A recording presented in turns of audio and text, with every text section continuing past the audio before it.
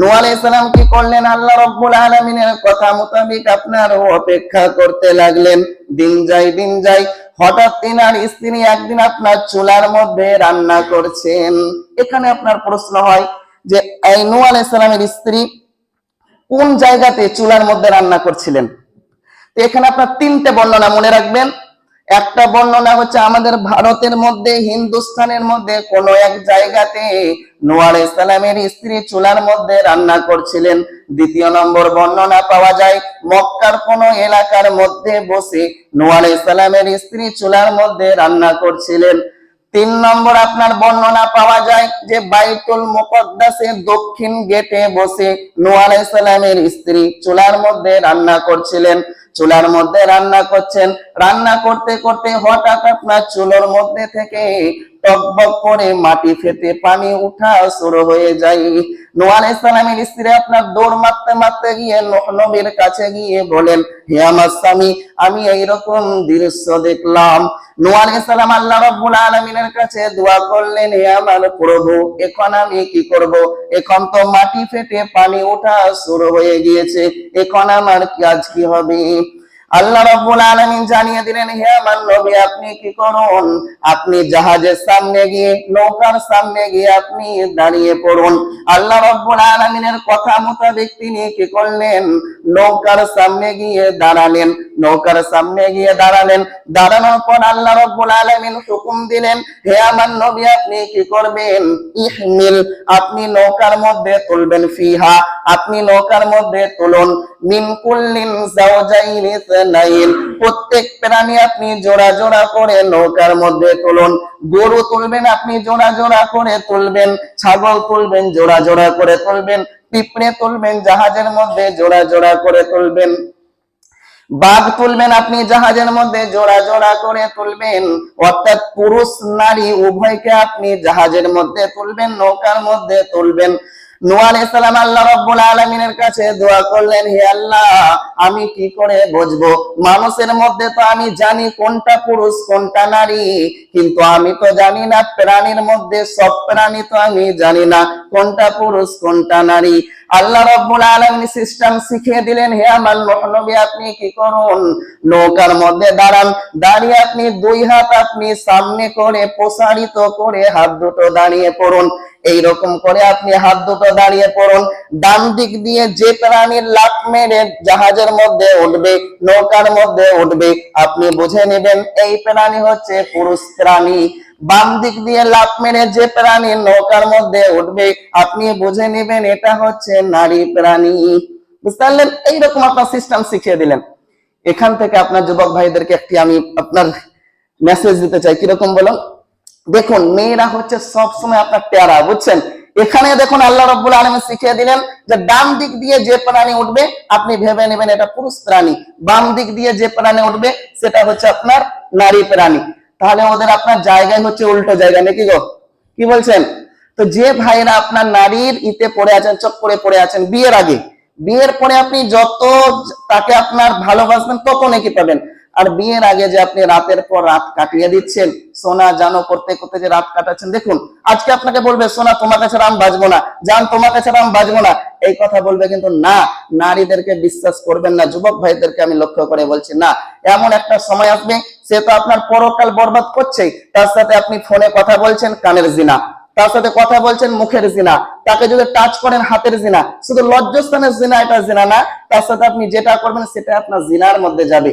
তো যাকে আপনি আজকে বিশ্বাস করে আছেন সে আপনাকে বলবে, জান তোমার কাছে আমি কাউকে বিয়ে করব না, আমাকে সব ছাড়তে হয়তো ছাড়বো, কিন্তু তোমাকেই আমি বিয়ে করব, তোমার সাথে সারা জীবন কাটাতে চাই। দুদিন পর দেখবেন আপনার মুখে লাফ মেরে পালালো। বুঝতে পারলেন? তারা হচ্ছে আপনার উল্টো যা, তাদেরকে বিশ্বাস করা যাবে না। তো আল্লাহ রাব্বুল আলামিন নূহ আলাইহিস সালামকে সিস্টেম শিখিয়ে দিলেন যে ডান দিক দিয়ে যে প্রাণী লাফ মেরে উঠবে আপনি বুঝে নেবেন এটা পুরুষ প্রাণী, বাম দিক দিয়ে যে প্রাণী উঠবে এটা আপনি বুঝে নেবেন নারী প্রাণী। এইরকম শিখিয়ে দিলেন। তো আপনার নূহ আলাইহিস সালাম এইরকম করে দাঁড়িয়ে আছেন জাহাজের সামনে, কেউ আপনার জাহাজে উঠবে, নৌকাতে উঠবে, কেউ আপনার আসছে না। তখন নূহ আলাইহিস সালাম কি করলেন? আল্লাহ রাব্বুল আলামিনকে বললেন, হে আল্লাহ, আমাকে তো এইভাবে আপনি দাঁড়াতে বললেন, কিন্তু কেউ তো আসছে না নৌকার মধ্যে চাপার জন্য। আল্লাহ রাব্বুল আলামিন বললেন, হে আমার নূহ নবী, আপনি কি করুন? নিচের দিকে তাকান। নিচের দিকে নূহ নবী তাকালেন। আউয়ালু মান দাখালাস সাফিনাতা আন-নামলা, সর্বপ্রথম জাহাজের মধ্যে ওঠার জন্য সর্বপ্রথম ছোট্ট একটি পিঁপড়ে এসেছে। আওয়াজ দিয়ে বলুন সুবহানাল্লাহ। সর্বপ্রথম আপনার একটা ছোট্ট একটা পিঁপড়ে এসেছে জাহাজে ওঠার জন্য। নূহ নবী বলে, কি রে পিঁপড়ে, তুই কি করতে আসছিস? বলে, আল্লাহ আমাকে পাঠাইছে, আমি জাহাজে উঠবো। বলে, তাহলে উঠ। তো এইভাবে আপনার তারপরে প্রথম আপনার পিঁপড়ে উঠলো। এই ইতিহাসটা মনে রাখবেন যে নূহ নবীর জাহাজের মধ্যে সর্বপ্রথম ছোট্ট একটা পিঁপড়ে উঠেছিল। তারপরে আপনার অন্য প্রাণী উঠছে, উঠতে উঠতে হঠাৎ আপনার রশির মধ্যে পেঁচাইতে পেঁচাইতে একটা প্রাণী আছে, নাম কি বলুন তো? সাপ। তারপর সাপ যখন নূহ আলাইহিস সালামের কাছে আসছে, নূহ আলাইহিস সালাম আল্লাহ রাব্বুল আলামিনের দরবারে দোয়া করছেন, হে আল্লাহ, সাপকে তো মানুষ ভয় পায়, এ তো যাকে কামড়াবে তারই তো মরে যাওয়ার সম্ভাবনা থাকে, একে কি জাহাজের মধ্যে না তুললে হয় না? আল্লাহ রাব্বুল আলামিন নূহ নবীকে বললেন, হে আমার নবী, আপনি যদি একে জাহাজের মধ্যে না তোলেন তাহলে সাপের বংশ বিস্তার কিভাবে হবে? কোথায় আপনার এর তো বংশ বিস্তার বন্ধ হয়ে যাবে। আমি আল্লাহ রাব্বুল আলামিনের মুখের মধ্যে বীজ দিয়েছি, যতদিন জাহাজের মধ্যে থাকবে আমি আল্লাহ এর মুখ থেকে আমি বীজ কেড়ে নিলাম, কামড়ালেও কিচ্ছু হবে না, সে আপনার কামড়াতেও যাবে না, আপনি একেও জাহাজের মধ্যে তুলে নিন। নূহ নবী আল্লাহ রাব্বুল আলামিনের কথা মোতাবেক আপনার জাহাজের মধ্যে সাপকেও তুলে নিলেন। অন্য প্রাণী তুলছেন, তুলতে তুলতে হঠাৎ আপনার বনের রাজা সিংহ এসে হাজির। নূহ নবী ভয় খেয়ে গিয়েছেন, হে আল্লাহ, একে তো মানুষ ভয় পায়, গরু ভয় পায়, ছাগল মোষ সবাই তো একে ভয় পায়, একে আমি জাহাজের মধ্যে কিভাবে তুলবো? আল্লাহ রাব্বুল আলামিন বললেন, হে আমার নবী, আপনি কি করুন, সিংহের মাথায় আপনি হাত দিয়ে দেখুন। নূহ নবী সিংহের মাথায় হাত দিলেন। আল্লাহ রাব্বুল আলামিন বললেন, হে নবী, আপনি কি বুঝতে পারলেন? নূহ নবী বললেন, সিংহের মাথা তো দেখছি গরম। আল্লাহ রাব্বুল আলামিন বলছেন, গরম না হে আমার নবী, এটা হচ্ছে এক ধরনের রোগ, এই রোগের নাম হচ্ছে আল হুম্মা। হুম্মা শব্দের অর্থ হচ্ছে আপনার জ্বর। ইতিহাস মনে রাখবেন, সর্বপ্রথম আল্লাহ রাব্বুল আলামিন কোন মানুষের শরীরের মধ্যে জ্বর দেয়নি। সর্বপ্রথম আল্লাহ রাব্বুল আলামিন নূহ আলাইহিস সালামের নৌকার মধ্যে সর্বপ্রথম যে সিংহটা আপনার ওঠার জন্য এসেছিল, সেই সিংহটার মধ্যে সর্বপ্রথম আল্লাহ রাব্বুল আলামিন জ্বর দিয়েছিলেন। তো তারপরে নূহ নবী বললেন, হে আল্লাহ, জ্বর হলে কি হবে? আল্লাহ রাব্বুল আলামিন জানালেন, দেখুন, জ্বর হলে তার শরীর, আপনার যে শরীর শক্তি আছে সেটা আপনার দুর্বল হয়ে যাবে, সে যে আক্রমণ করে, কিন্তু আমি যতদিন জাহাজের মধ্যে থাকবে ততদিন আমি তার শরীরে জ্বর রাখবো, সে কাউকে আক্রমণ করতে পারবে না। আপনি সিংহকেও জাহাজের মধ্যে তুলে নিন, আপনি ভয় পাবেন না। নূহ আলাইহিস সালাম কি করলেন? সিংহকেও আপনার জাহাজের মধ্যে তুলে নিলেন। এমনি করে আপনার সব প্রাণী তুলছেন, তুলতে তুলতে আপনার আখিরু মান দাখালাস সাফিনাতাল হিমার, সর্বশেষ আপনার জাহাজে ওঠার জন্য এসেছে আপনার গাধা। কে বলেন? গাধা। সর্বশেষ আপনার এসেছে আপনার গাধা। গাধা এবার এসেছে আপনার জাহাজের মধ্যে, সামনে দিকটা আপনার চেপে নিয়েছে, তুলে উঠে গিয়েছে, পেছন দিকটা আর আপনার উঠছে না। তখন আপনার নূহ আলাইহিস সালাম গাধাকে জিজ্ঞেস করছে, মা লাকা ইয়া হিমার, হে গাধা, তোর কি হলো? কেন তো পেছন দিকে তুল, কেন উঠছিস না? গাধা বলে, হুজুর, আমার কোনো দোষ নেই, আপনি ভালো করে নিচের দিকে তাকিয়ে দেখেন। নূহ নবী নিচের দিকে তাকিয়ে দেখছেন, তাআল্লাকু বিদানাবি ইবলিস, আপনার ইবলিস, মিস্টার ইবলিস আপনার গাধার লেজে আপনার ধরে আছে, উঠতে দিচ্ছে না। বুঝতে পারলেন? তখন আপনার ইবলিসকে নূহ নবী জিজ্ঞেস করছেন যে, মা লাকা ইয়া ইবলিস লিমা তাআল্লাকতা বিদানাবিল হিমার, হে ইবলিস, তোমার কি হলো, তুমি কেন গাধাকে উঠতে দিচ্ছ না কেন? তখন ইবলিস বলছে যে, হুজুর, আমাকে জিজ্ঞেস করবেন না, আপনি আল্লাহকে জিজ্ঞেস করেন।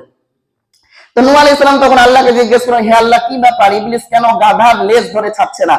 আল্লাহ রাব্বুল আলামিন জানাইলেন, দেখুন হে আমার নবী, আমি ইবলিসকে কিয়ামত পর্যন্ত বাঁচিয়ে রাখবো, এই ওয়াদা আমি আল্লাহ রাব্বুল আলামিন করেছি। আজকে যদি একে আপনি জাহাজের মধ্যে না তোলেন, বন্যার মধ্যেই মারা যাবে, আমি আল্লাহর ওয়াদা ঠিক থাকবে না। সুতরাং আপনি কি করুন, ইবলিসকেও আপনি জাহাজের মধ্যে তুলে নিন। নূহ নবী কি করলেন? আপনার ইবলিসকেও শেষ পর্যন্ত জাহাজের মধ্যে তুললেন। এখান থেকে একটা জ্ঞান নেন, দেখুন। আচ্ছা, আমার সাথে বলুন, দু তিনটা প্রশ্ন করি। গরুর লেজ আছে না নাই? আছে। কুত্তার লেজ আছে না নাই? বিড়ালের লেজ আছে না নেই? কিন্তু ইবলিস কার লেজ পছন্দ বলুন তো? গাধার লেজ। তাহলে দেখুন, আল্লাহ রাব্বুল আলামিন হুকুম করেছেন, সেই হুকুম মোতাবেক যদি আমরা চলতে পারি তাহলে এটা আল্লাহ খুশি হবে, ইবলিস অসন্তুষ্ট হবে। আর আল্লাহ যেটা করতে বলেছেন সেটা যদি আমরা না করি, ইবলিস কি হবে আপনার, সে খুশি হবে, আল্লাহ নারাজ হবে। তাহলে দেখুন এখন যারা কি করে আলেমদের বিরুদ্ধে কথা বলে, এখন যারা আপনার মসজিদের বিরুদ্ধে কথা বলে, এখন যারা আপনার ইসলামের বিরুদ্ধে কথা বলে, এখন যারা আপনার মাদ্রাসার বিরুদ্ধে কথা বলে, এখন যারা মুসল্লিদের বিরুদ্ধে কথা বলে, তাদের সাধারণত তাদের লেজে কে ধরছে বলুন তো? কে ধরেছে তাদের লেজে? ইবলিস ধরেছে। আর ইবলিস কার লেজে ধরতে পছন্দ করে? গাধা। তাহলে সেই ব্যক্তি কে বলেন, কি বলেন তো? সে হচ্ছে ইন্টারন্যাশনাল গাধা। মনে থাকবে ইনশাআল্লাহ। হ্যাঁ, তো এইটা মনে রাখবেন, কিছু মনে করবেন না। আল্লাহ রাব্বুল আলামিন কোরআনে আসুন, পারা নম্বর 9 পৃষ্ঠা নম্বর 13, বাম দিকের পৃষ্ঠা, সূরার নাম হচ্ছে আরাফ।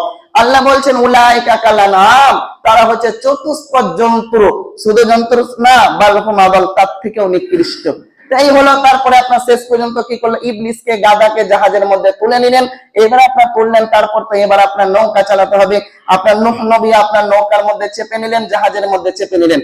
চাপার পর আল্লাহ রাব্বুল আলামিনকে বলছেন, হে আল্লাহ, আমি যে এই জাহাজ চালাবো, কিন্তু আমার জাহাজের মধ্যে তো কোনো ইঞ্জিনের ব্যবস্থা নেই। হে আল্লাহ, কিভাবে আমি জাহাজ চালাবো? আল্লাহ রাব্বুল আলামিন জানালেন, হে নবী, ইঞ্জিনের কোনো প্রয়োজন নেই, আপনি পড়ুন বিসমিল্লাহি মাজরিহা ওয়া মুরসাহা ইন্না রাব্বী লাগফুরুর রহিম। নূহ নবী এই বলে আপনার জাহাজের মধ্যে উঠে গেলেন। তিনি বললেন বিসমিল্লাহ, আল্লাহর নামে শুরু, মাজরিহা ওয়া মুরসাহা, আল্লাহ একে চালাবেন, আল্লাহ একে স্থির করবেন। ইন্না রাব্বী লাগফুরুর রহিম, অবশ্যই আমার প্রভু অতি ক্ষমা পরায়ণ, মেহেরবান। এইভাবে তিনি আপনার উঠে নিলেন। আর এত পরিমাণে পানি, জমিন থেকে আপনার পানি উঠছে, আকাশ থেকে পানি পড়ছে। পৃথিবীর বুকে সবচাইতে আপনার বড় পাহাড়, সেই পাহাড়ের নাম হচ্ছে আপনার মাউন্ট এভারেস্ট।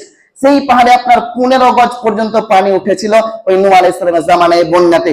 সেই নৌকা আপনার 6 মাস ধরে চলেছিল পৃথিবীর বুকে। রজব মাসের আপনার 10 তারিখ চলা শুরু হয়, মুহররম মাসের 10 তারিখ দিয়ে আপনার সেই জাহাজ বন্ধ হয়। রজব, শাবান, রমজান, শাওয়াল, যুলকাদা, যুলহিজ্জা, মুহররম, 6 মাস ধরে চলে। এই এলাকা থেকে সেই নৌকা আসছিল, বুঝতে পারলেন? পুরো পৃথিবী আপনার সেই নৌকা ঘুরেছিল।